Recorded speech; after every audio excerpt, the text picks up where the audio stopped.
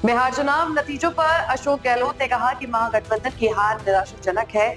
उन्होंने आरोप लगाया कि महिलाओं को पैसे बांटे गए और चुनाव आयोग मूक दर्शक बना रहा।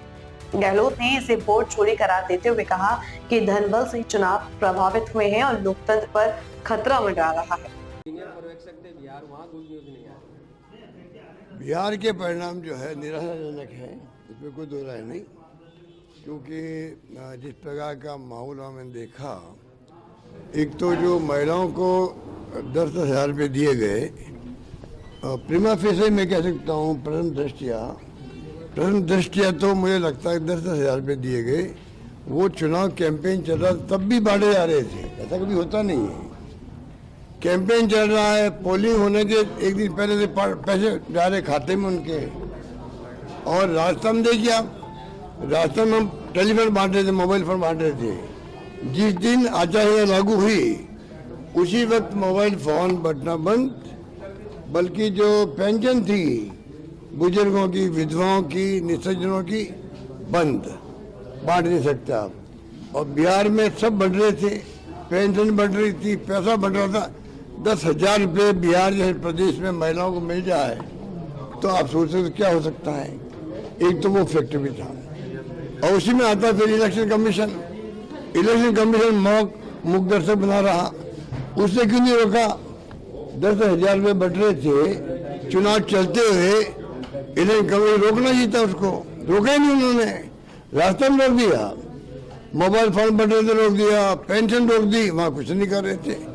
इसका मतलब जो राहुल गांधी जी और लोग सब वोट चोरी की बात कर रहे थे, वोट चोरी क्या होता है? ये तो होता है, अगर आप निष्पक्ष चुनाव नहीं करवाते हो, रिगिंग होती है, बूथ कैप्चरिंग होती है मान लीजिए, या बेईमानी होती है, पैसा बट रहा है और चुनाव आयोग ने कोई तरह की कार्रवाई नहीं करी, मिली भगत थी उनकी, उनसे जो रूलिंग पार्टी थी।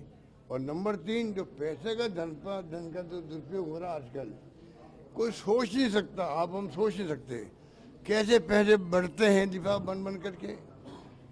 महाराष्ट्र में आप किसी को पता कर लीजिए कितने करोड़ रुपए दिए गए उम्मीदवारों को, 15 करोड़, 20 करोड़, 25 करोड़।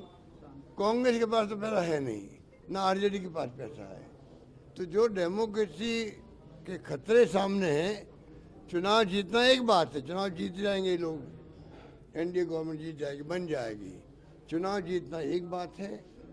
जैसे मैं कहता हूँ मोदी जी प्राइम मिनिस्टर 3 बार बन गए, पर मेरा मानना है कि देश को जरूरत आज भी मैं मानूंगा, विचारधारा जो कांग्रेस की है वो देश के हित में है, देश को जरूरत कांग्रेस की है।